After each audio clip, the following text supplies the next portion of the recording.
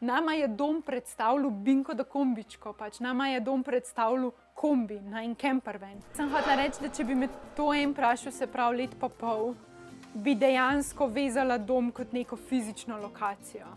Medtem, ko zdaj, pač glede na to, da mi dva, 15 mesecev sva bila na Novi Zelandiji, 15 mesecev sva praktično živela v kombiju, meni pač kombi se je premikal vsak dan, nisva imela neke lokacije. In nama je dom predstavljal binko da kombičko, pač nama je dom predstavljal kombi, en campervan.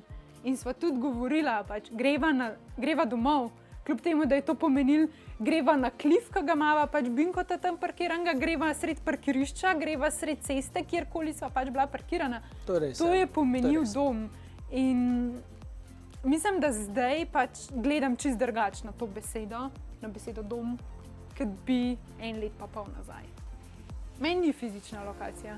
Klepet v živo o najinih prvih vtisih ob povratku v Slovenijo, o Singapurju in Novi Zelandiji že najdeš na najinem YouTube kanalu.